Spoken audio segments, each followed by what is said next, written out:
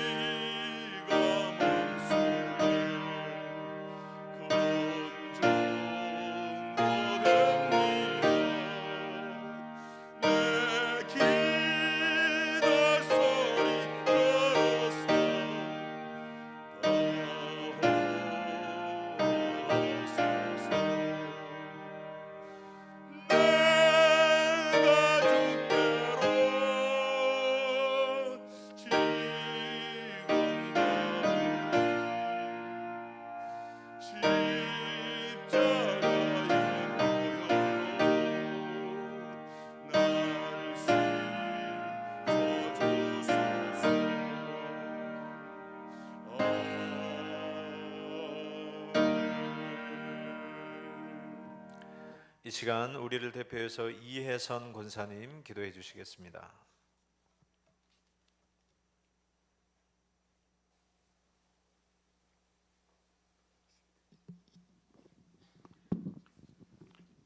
사랑과 은혜가 풍성하신 하나님 아버지, 이 시간 기도하겠습니다. 오늘 저녁 예배도 저희들 한 절에 모여 주님 앞에 예배드릴 수 있게 도와주시니 감사합니다.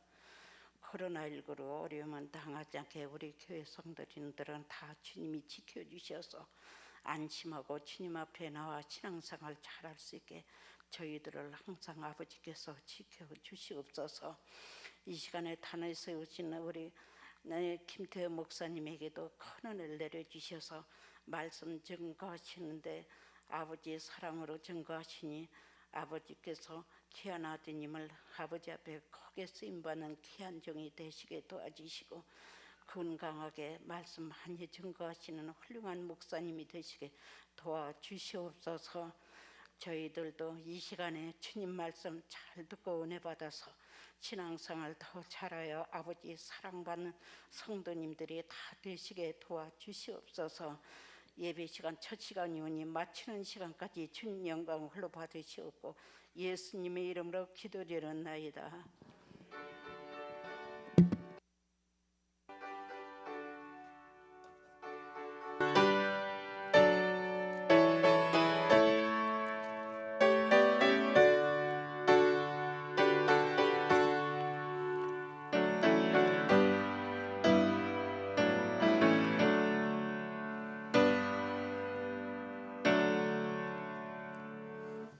함께 보실 말씀은 신약성경 고린도전서 1장 21절에서 25절까지 보시겠습니다. 신약성경 고린도전서 1장 21절에서 25절까지입니다. 제가 가진 성경은 264면입니다. 다 찾으신 줄 알고 제가 봉독하겠습니다. 하나님의 지혜에 있어서는 이 세상이 자기 지혜로 하나님을 알지 못하므로 하나님께서 전도에 미련한 것으로 믿는 자들을 구원하시기를 기뻐하셨도다. 유대인은 표적을 구하고 헬라인은 지혜를 찾으나 우리는 십자가에 못 박힌 그리스도를 전하니 유대인에게는 거리끼는 것이요 이방인에게는 미련한 것이로되 오직 부르심을 받은 자들에게는 유대인이나 헬라인이나 그리스도는 하나님의 능력이요 하나님의 지혜니라.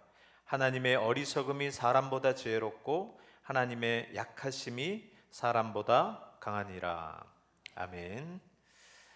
오늘 고린도전서 1장 21절에서 25절의 말씀을 가지고 그 피로 속죄함 얻었네라는 제목으로 하나님 말씀 전하겠습니다.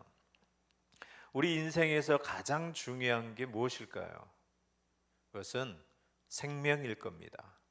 근데 이 생명이라는 게 단순히 호흡하고 먹고 마시고 그냥 사는 것, 그것이 아닌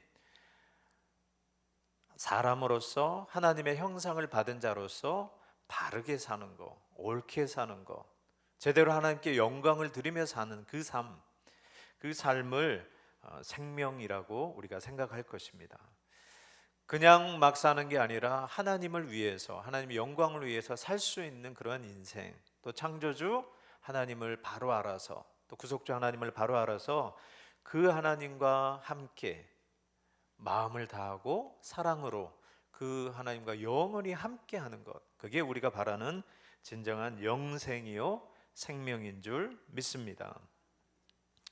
우리는 이 생명을 분명히 가지고 있습니다. 날마다 소유하고 있는데 사실은 우리는 이 생명을 가질 수는 없습니다.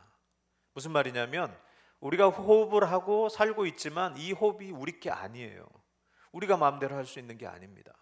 분명 내가 누리고 있지만 이 생명을 내가 가질 수는 없습니다. 즉, 이 생명은 우리 게 아니라는 것입니다. 근데 여기에 심지어 이 생명이 무엇인지도 모릅니다. 잘 몰라요. 근데 성경은 이렇게 말씀하고 있습니다. 생명이 무엇인지 요한복음 17장 3절에서 이렇게 말씀하고 있습니다. 생명은 곧 유일하신 참 하나님과 그가 보내신 자 예수 그리스도를 아는 것이다. 내 생명인데, 내 영생인데 하나님과 참 유일하신 하나님과 예수 그리스도를 아는 것이 생명을 갖는 것이라고 분명하게 말씀하고 있습니다. 그러므로 성경은 하나님을 바로 알게 된다면 이 생명을 가질 수 있다라는 것입니다. 그러나 이 세상이 스스로 하나님을 알 수 없는 게 문제입니다. 오늘 본문 21절에 보니까 하나님의 지혜에 있어서는 이 세상이 자기 지혜로 하나님을 알지 못함으로, 자기 스스로 하나님이 누구신지 알지 못함으로 하나님께서 하신 게 무엇입니까? 하나님께서 전도에 미련한 곳으로 믿는 자들을 구원하시기를 기뻐하셨도다. 이 하나님의 지혜가 되는 것, 하나님을 바로 알게 하는 것은 우리 스스로 하지 못하고 하나님께서 미련한 전도를 통하여서, 그 전도를 통하여 하나님을 믿음으로, 신뢰함으로 알게 하셨다는 것입니다. 그러므로 이 세상에 살아가는 데 있어서 두 부류의 사람이 있습니다. 하나님을 믿는 사람과 믿지 않는 사람이 살아가는 방식이 틀려요. 즉 세상의 지혜는 뭐냐면, 자기 지혜라고 한 것은 무엇이냐면, 하나님 없이, 생명의 근원 되신 하나님 없이 내 스스로 알고 스스로 해결할 수 있다라고 생각하는 것입니다. 문제가 닥쳤을 때, 어려움이 닥쳤을 때, 답을 얻으려고 할 때 자기 자신에서 자기가 가지고 있는 것으로 해결하려고 합니다. 그러므로 그들이 구하는 게 무엇입니까? 재물이 있어야 된다는 거예요. 이 어떤 문제를 해결하려면 재물이 있어야 된다는 거예요. 돈이 있어야 된다는 거예요. 또 인맥을 키워야 된다는 거예요. 어려울 때, 힘들 때 도울 사람이 있으면 그 사람이 힘이 되고 지혜가 되고 능력이 된다는 겁니다. 그렇게 하면 해결할 수 있다라고 생각하는 거예요. 그리고 공부하는 이유가 뭡니까? 그러한 지혜를, 그러한 권세를 가지려고 그렇게 피땀 흘려서 노력하는 겁니다. 재물을 모으는 것도 마찬가지고요, 건강을 그렇게 챙기는 것도 그 이유입니다. 모든 것을 자기가 해야 되기 때문에, 자기가 갖지 않으면, 자기가 무시당하면 안 된다고 생각하는 것입니다. 그러므로 모든 것을 판단할 때 자기가 보는 대로, 자기가 경험한 대로, 자기 지혜대로 모든 것을 판단합니다. 즉 뭡니까? 자기가 왕인 거예요.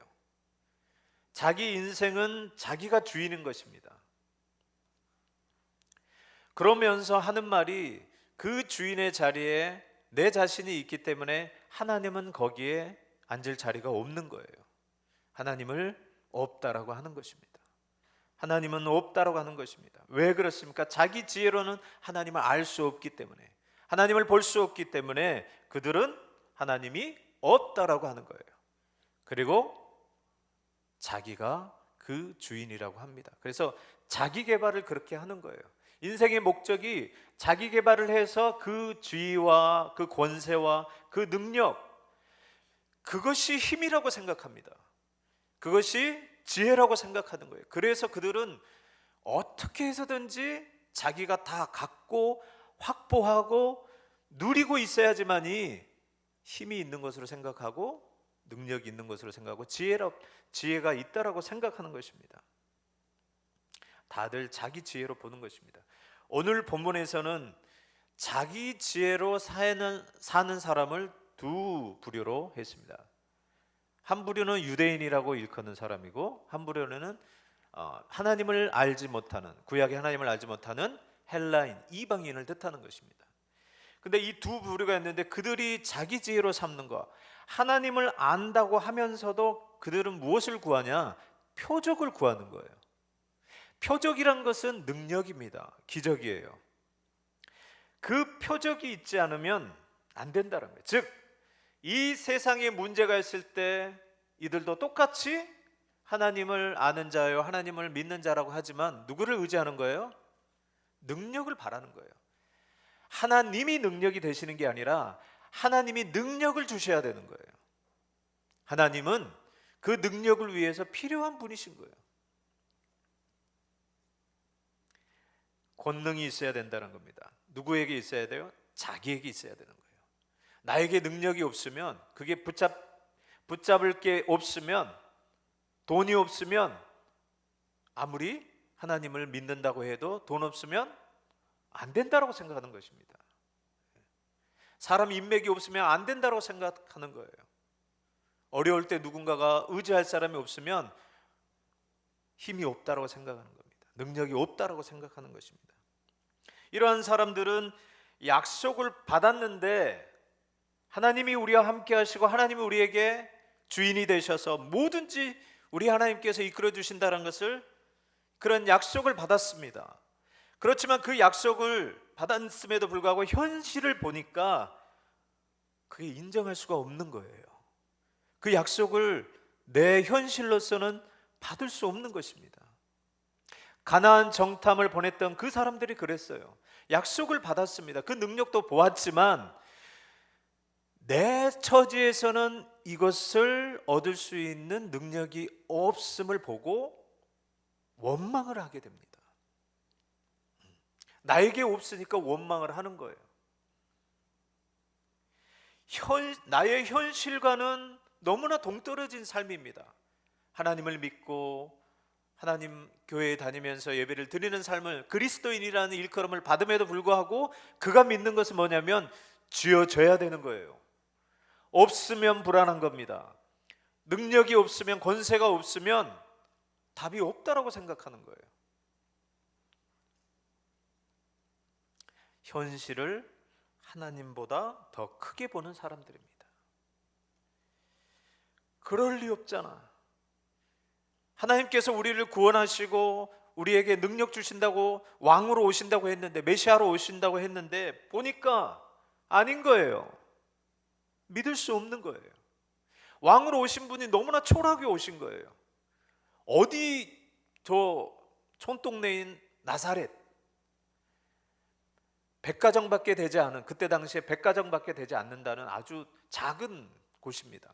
작은 곳에서 어떻게 우리를 구원할 수 있는 그 왕이 올 수 있느냐, 말도 안 된다는 소리인 거예요.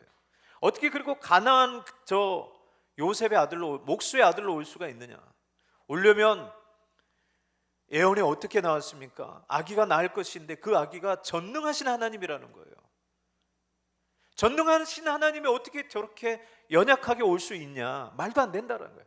현실을 봤을 때 알 수가 없는 거예요.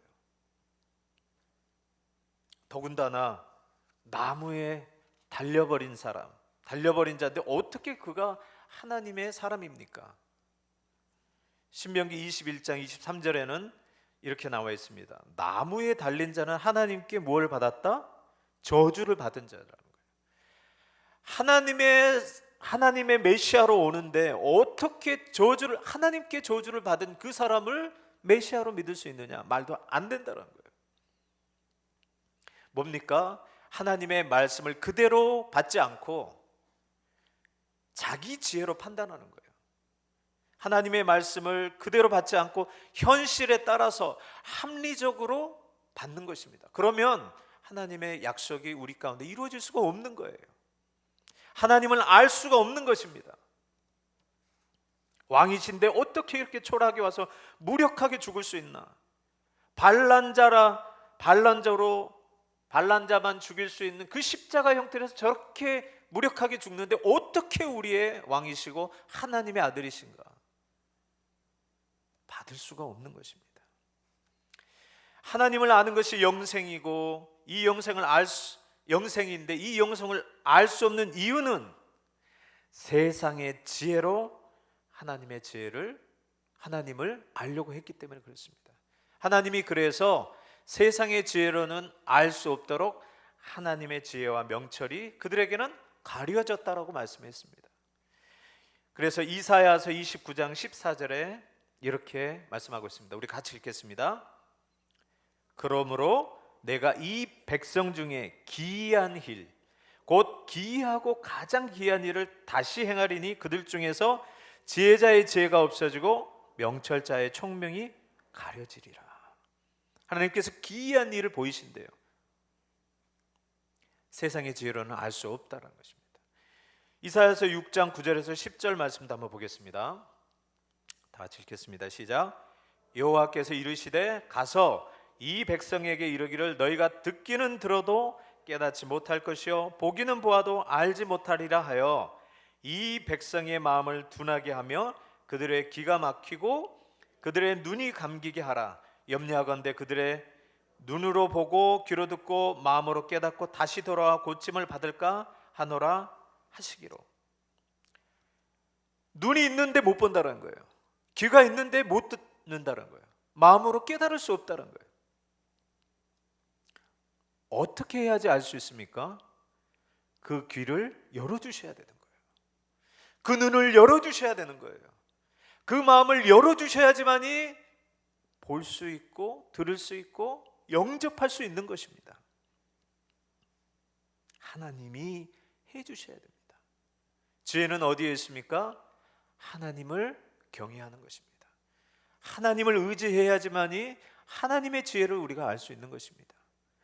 두 번째 부류, 하나님을 믿지 않는 사람입니다. 모르는 사람입니다. 그러나 스스로 지혜를 알 수 있다라고 생각하는 사람입니다.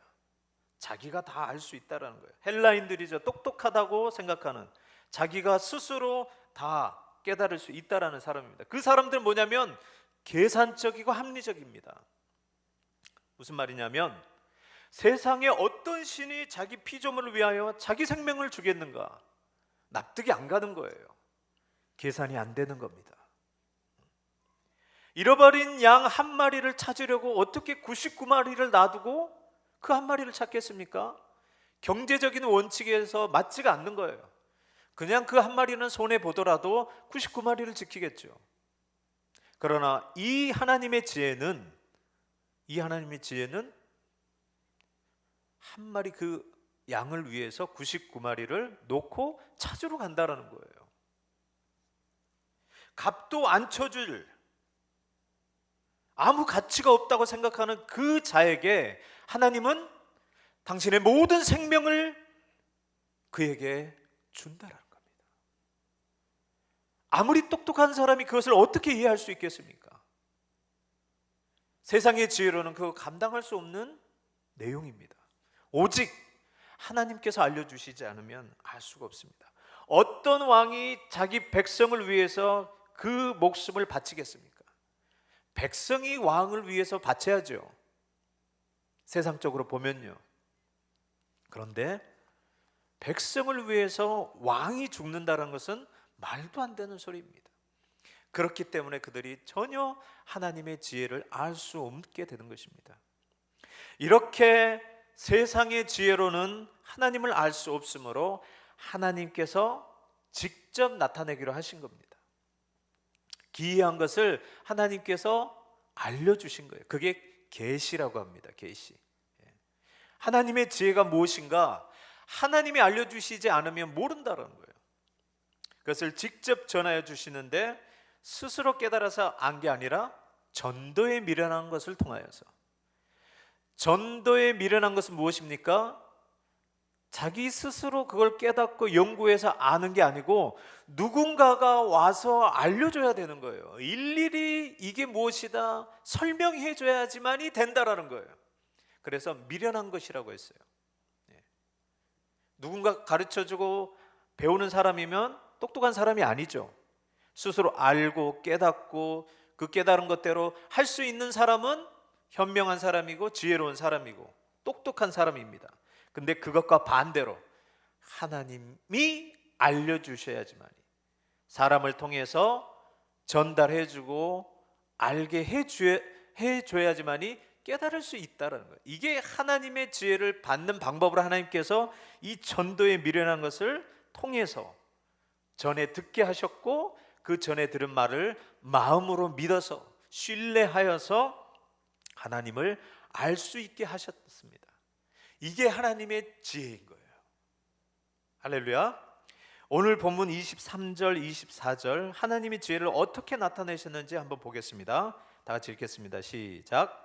우리는 십자가에 못 박히신 그리스도를 전하니 유대인에게는 거리끼는 것이요 이방인에게는 미련한 것이로되 오직 부르심을 받은 자들에게는 유대인이나 헬라인이나 그리스도는 하나님의 능력이요 하나님의 지혜니라. 할렐루야. 유대인들은 하나님의 능력을 구한다고요. 능력을 구해요. 헬라인들은 뭘 구합니까? 지혜를 구합니다. 그런데 오직 믿는 자, 하나님의 뜻대로 부르심을 받은 자는 누가요? 그리스도가 하나님의 능력이고 하나님의 지혜가 된다는 것입니다. 할렐루야. 하나님을 아는 것과 그가 보내신 그리스도를 어떻게 알 수 있습니까? 하나님께서 어떻게 알려주고 있습니까? 십자가를 통해서 알려주고 있습니다. 이 십자가를 우리는 인간의 지혜로는 도저히 알 수가 없습니다. 왜 그렇습니까? 유대인들에게는 거리끼는 거예요. 능력을 원하는 자들 보니까 그게 어떻게 능력이 됩니까? 수치와 부끄러움을 당하고 저렇게 처절하게 아무 힘도 없이 무능력하게 죽어가는 것이, 무능력하게 죽어가는 저 사람이 어떻게 나의 구원자가 됩니까? 어떻게 나의 생명이 됩니까? 거리끼는 거예요. 지혜로운 자들은 어떻게 저거 지혜가 될 수 있는가? 값으로, 계산적으로, 합리적으로, 이성적으로 생각했을 때는 답이 안 나오는 내용입니다. 어떻게 세상을 살아가는데 자기가 가진 것 없이 오직 예수 그리스도만 의지하고 세상을 살 수 있느냐? 그거는 바보라고 생각하는 겁니다. 바보라고 생각하는 거예요. 있어야 된다는 거예요. 가져야 된다는 거예요. 알고 똑똑해야지만 이 세상을 이겨나가지, 문제를 헤쳐나가지. 어떻게 저 십자가에서 죽으신 그리스도를 능력으로 삼고 지혜로 삼느냐? 말도 안 된다는 것입니다. 이게 어떻게 하나님의 지혜입니까? 하나님의 지혜, 인간이 보기에는 어리석고 무능력하게 보이는 이것이 어떻게 하나님의 능력이 되고 하나님의 지혜가 되는지 우리 한번 보겠습니다. 저주의 형태는 십자가에서 어떻게 거룩한 하나님의 구원의 능력을 알 수 있습니까? 십자가에서 그렇게 죽어가는 그분이 어떻게 우리의 능력이 됩니까? 하나님은 말씀하셨습니다. 피를 통하여 속죄함을 얻는다 라고 하나님께서 말씀하셨어요. 가장 큰 문제는 피를 통하여서 속죄함을 얻을 수 있다라고 말씀하고 있습니다. 이게 하나님의 지혜인 거예요. 이게 하나님의 지혜입니다. 그것을 십자가에서 하나님께서 분명하게 나타내신 것입니다. 오직 이것은 하나님의 은혜로 부르심을 받은 자만이 알 수 있는 내용인 거예요. 세상의 지혜로는 깨달을 수 없고, 은혜를 받은 자, 그 안에 성령이 계신 자가 이게 하나님의 지혜라는 것을 깨닫게 해주신다는 것입니다. 그리스도의 십자가는 하나님께서 죄인을 사랑하셔서, 의인이 아니라 죄인을 사랑하셔서 그를 구원하기 위하여 누구를요? 자기의 아들에게 무참한 진노를 쏟아붓는 것을 지금 나타내고 있습니다. 아이러니입니다. 자식이 중요합니까? 남이 중요합니까? 자식이 중요하잖아요. 그것도 죄인을 위해서 자식을 준다라는 거, 십자가에서 그것을 보여주셨습니다. 하나님께서. 근데 이게 지혜라는 거예요. 우리의 구원이라는 겁니다. 우리의 생명이라는 겁니다. 어떻게 그게 가능합니까? 세상 지혜로는 그게 아이러니한 겁니다. 결코 해석이 안 되는 내용이에요. 그런데 하나님께서 그 앞에서 나타냈습니다. 하나님의 눈 앞에서, 다른 사람이 아니라, 다른 비밀리 일어난 게 아니라 하나님의 눈 앞에서 그의 아들을 처참하게 잡습니다. 죽입니다. 누가 잡습니까? 누가 못 박히게 했습니까? 누구죠? 내가 그 하나님의 아들을 못 박았습니다. 예수를 십자가에 못 박은 자가 다른 자가 아니라 내가 못 박았습니다. 알지 못했습니다. 그러나 알지 못한 상태에서 그를 못 박았습니다. 십자가가 뭔데요? 십자가는 즉 속죄 제사를 말하고 있습니다. 속죄 제사는 무엇을 말하고 있습니까? 제물을 죽이는 자가 오히려 사함을 입는 것. 제물을 죽이는 자, 죄에 있는 자를 하나님께서 진노하셔야 되는데 그 진노함을 제물을 죽게 함으로써 그 제물이 담당하고 오히려 제물을 죽이는 그 자를 하나님께서 사는 그 방식, 이게 하나님의 지혜라는 것입니다.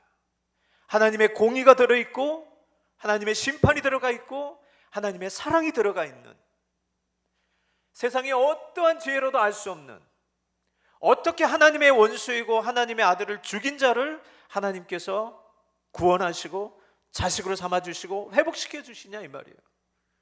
십자가는 그것을 이야기하고 있다는 겁니다. 선포하고 있다는 것입니다. 만약 우리가 상관없다라고 한다면, 나는 내가 죽이지 않았다, 나는 모른다, 내가 어떻게 감히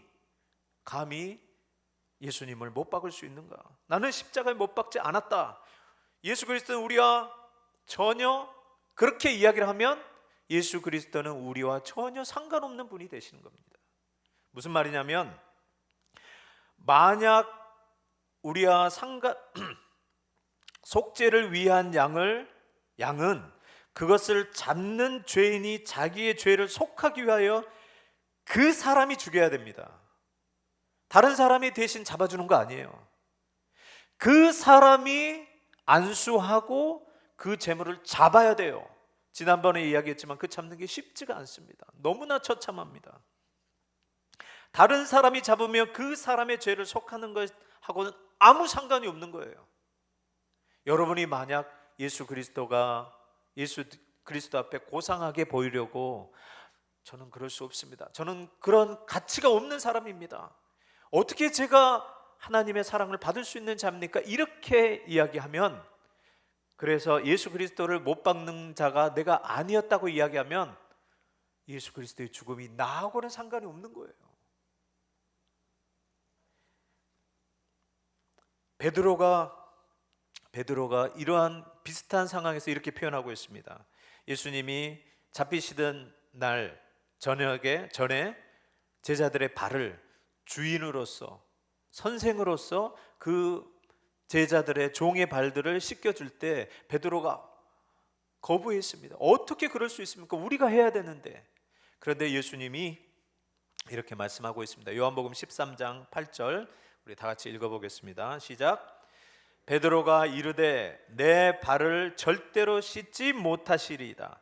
예수께서 대답하시되 내가 너를 씻어주지 아니하면 네가 나와 상관이 없느니라. 베드로, 너를 위해서 내가 죽어서 내 피로 너를 씻어주지 않는다면 내가 뭐하러 죽겠냐? 내가 뭐하러 너를 위해서 왔겠느냐? 죽으러 왔다라는 거예요. 내가 죽어서, 내가 제물이 되어서 내 피로 내 죄를 사하기 위해서, 씻기 위해서 왔다. 겸손하고 그렇게 자기 가치 믿을 만한 사람이 어디 있습니까? 세상에.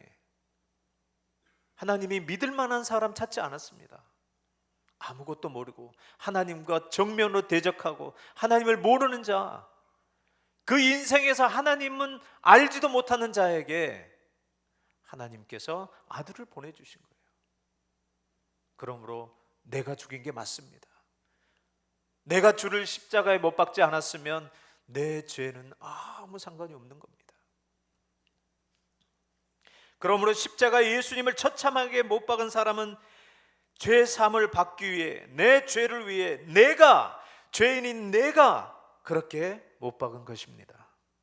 하나님의 아들이 그렇게 내가 직접 십자가에 그를 못 박았으므로 그 피로 내 죄를 속량할 것이라는 것을 누가, 하나님께서 알려주시지 않았다면 누가 그것을 알겠습니까?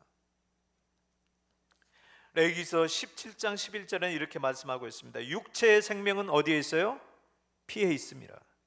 내가 이 피를 너희에게 주어 제단에 뿌려 너희의 생명을 위하여 속죄하게 하였나니 생명이 피에 있으므로 피가 죄를 속하느니라. 십자가에서 그 많은 사람 앞에서 보여주신 것은 예수 그리스도의 피로 내 죄가 속함 받았다는 것을 선포하시는 것입니다. 할렐루야.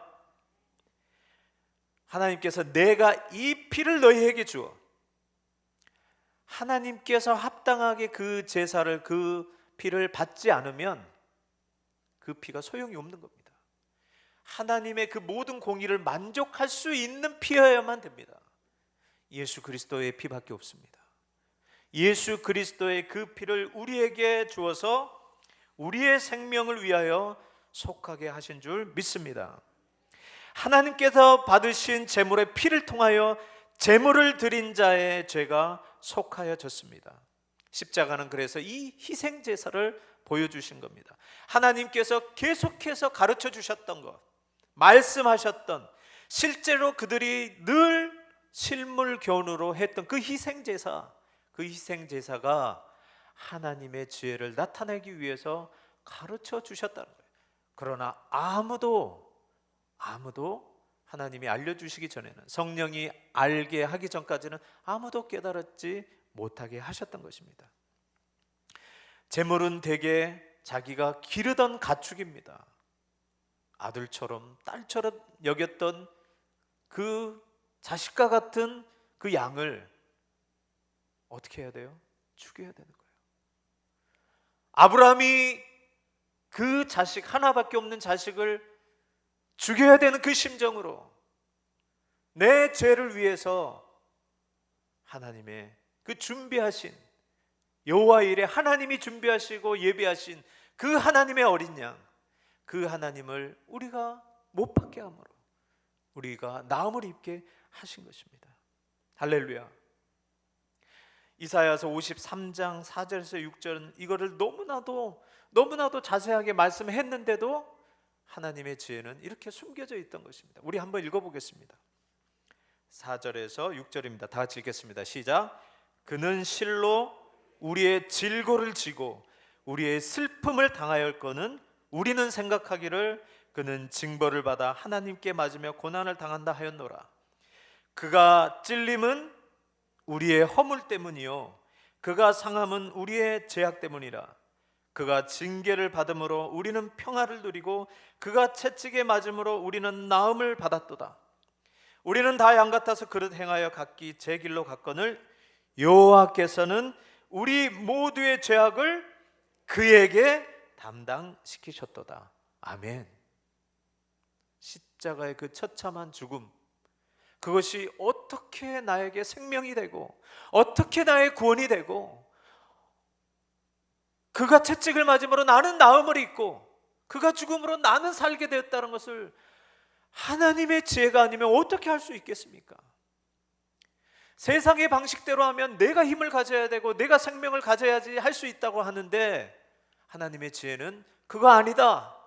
그거 아니다. 이 그리스도, 십자가에서 죽으신 이 그리스도, 하나님의 아들, 하나님이 보내신 이 아들, 우리에게 하나님의 지혜가 되고 하나님의 능력이 되는 이 아들 예수 그리스도로 말미암아 이기고 승리한다는 것을 우리에게 밝히 보여주신 거예요. 우리의 지혜로는 안 된다는 것을 아무도 알 수 없게, 아무도 기대할 수 없게 이렇게 십자가를 통해서 선포하셨습니다. 그 피로 우리가 속죄함을 입었습니다. 내가 찌른 그 양의 피를 통하여 하나님의 진노가 넘어가게 하셨고, 내가 죽인 그 양의 살을 내가 먹게 하심으로, 우리로 하여금 양식으로 먹게 하심으로 우리로 하여금 살게 하신 것, 즉 그리스도가 우리의 생명이시요 우리의 능력이시요 우리의 자랑이시요 우리의 힘이시요 우리의 노래이시요 우리의 구원이시라는 것을 고백하게 하시려고, 찬송케 하시려고 우리에게 그렇게 나타내신 줄 믿습니다. 히브리서 9장 22절 이렇게 말씀하고 있습니다. 율법을 따라 거의 모든 물건이 피로써 정결하게 되나니 피 흘림이 없은즉 사함이 없느니라. 원칙으로 주신 거예요. 기준, 어떻게 문제를 해결할 수 있나, 사망을 이길 수 있느냐, 뭐예요? 피가 아니면 정결케 되지 않는다는 거예요. 그 피가 하나님께서 보내주신 하나님의 어린 양, 그 피로만 가능한 겁니다. 그러므로 십자가를 바라볼 때 우리의 지혜와 능력은 내게 있지 아니하고 어디에 있어요? 그리스도에게 있다는 것을 보게 하신 겁니다. 이러므로 하나님께서 이렇게 하나하나 설명해 주시지 않으면 어떻게 우리가 지혜를 알 수 있겠습니까? 세상은 능력을 구하고 세상은 지혜를 구하지만 우리는 세상의 것으로 구하지 않고 세상의 지혜로 구하지 않고 뭘 구해요? 그리스도를 구하는 것입니다. 그리스도로 이길 수 있는 것입니다. 십자가에 못 박힌 그리스도만이 우리에게는 하나님의 능력이시요 하나님의 지혜인 줄 믿습니다. 하나님이 이 기가 막힌 지혜를 통하여 그 무한하신 은혜와 사랑을 힘입어 그리스도가 생명인 것을 알았으니 이제 우리는 다르게 살아야 됩니다. 세상 지혜로 살아가는 사람이 아닙니다. 세상 능력으로 살아가는 사람이 아닙니다. 그러므로 그 세상 지혜와 능력을 얻기 위해서 재물을 신으로 삼지 마시고 사람은 인맥을 신으로 삼지 마시고 내 건강을 능력으로 삼지 마시고 오직 예수 그리스도를 능력으로 삼으시기 바랍니다. 그렇지 않으면 하나님을 목적으로 하지 않으면 하나님을 생명으로 하지 아니하면 어떻게 돼요? 돈 없으면 안 돼. 아무리 믿는 사람이라 할지라도 돈 없으면 안 돼 이렇게 말할 거예요. 아무리 다 가졌어도 건강 잃으면 아무것도 아니야. 건강을 신처럼 생각할 것입니다. 아무도 도와주지 않는다면, 의지할 바가 없으면 나는 살 수가 없어. 그래서 세상 것 추구할 것입니다. 이 땅에서 못 누리고 가면 얼마나 후회스럽습니까? 이 땅에 있을 때 즐겨야죠. 누려야 되죠. 삶의 목적이 여기에 집중되어 있습니다. 그러나 이 말은 이런 것들이 없이 살라는 말이 아니에요.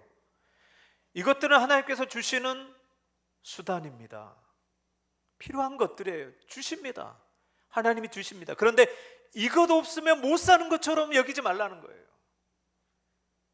이것 없으면 망하는 것으로 생각하지 말라는 거예요. 끝이라고 생각하지 말라는 거예요. 건강이 잃어도 망하지 않습니다. 재물이 없어도 망하지 않습니다.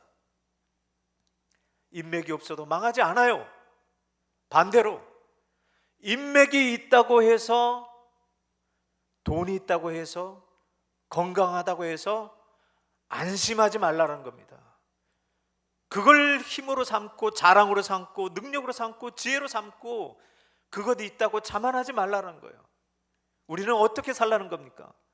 있어도 그것 때문에 안심하지 말고 예수 그리스도 때문에 안심하고 힘을 얻고 능력으로 삼고 지혜로 삼으라는 거예요. 없어도, 이러한 것들이 없어도 낭망하고 좌절하지 말고 세상이 끝이라고 생각하지 말고 예수 그리스도가 힘이 되시니까, 예수 그리스도가 능력이 되시니까, 예수 그리스도가 지혜가 되시니까 예수 그리스도 붙잡고 나아가는 사람이 되라는 것입니다. 무엇으로 지혜와 능력을 삼을 것입니까? 세상에 능력이 있고 없고는 상관없습니다. 그러나 예수 그리스도가 없으면 끝인 것입니다. 예수 그리스도가 있으면 괜찮은 거예요. 언제나, 그래서 언제나 무슨 일을 하든지 유일한 또 가장 먼저 찾는 우리 주 예수 그리스도를 통하여서 그분만을 우리의 힘으로 삼고 능력으로 삼고 해답으로 삼아서 지혜와 능력으로 삼아서 이 세상에 그리스도인으로서 능력 있게 살아가시는, 힘 있게 살아가시는 우리 모든 성도들이 되시기를 주의 이름으로 축원합니다. 기도하겠습니다. 하나님, 세상은 있어야 되는 줄로 있는 것이 능력이라고 생각합니다.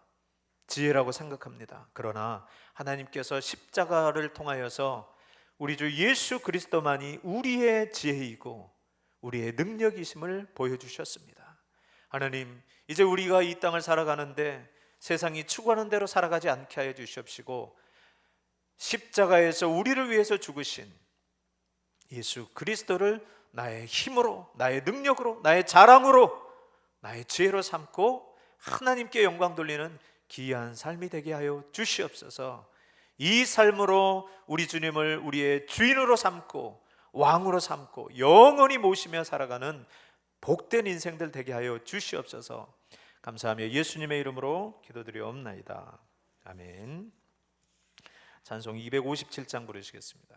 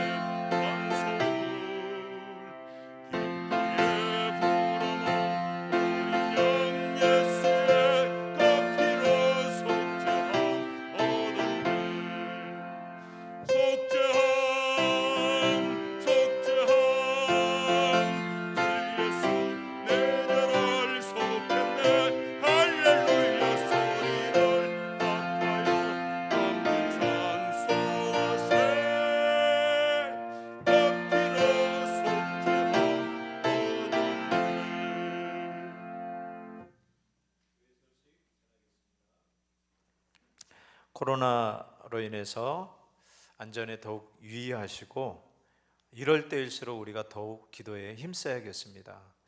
우리가 금요일 날 자유롭게 기도를 하는데요, 어려운 부분이 좀 있지만 그래서 자율적으로 시간들을 배분했습니다. 그래서 자율적으로 하지만 이때 기도하셔야 됩니다. 이때 기도하지 않으면, 기도줄 잡지 않으면 더 어려움이 닥칠 때 아무것도 할 수 없습니다. 오히려 이때가 하나님을 만날 때이고 하나님께 더 의지할 때이고 하나님께 더 부르짖을 때인 줄 믿습니다. 그래서 금요 기도회 8시 반부터 10시까지 있습니다. 나와서 자유롭게 지하 1층에서 하고 있으니 나와서 기도회에 잘 참여하시기 바랍니다. 이번 주 교회 총소는 8여전도에서 하겠습니다. 우리 찬송 1장 부르시고 축도로 예배를 마치겠습니다.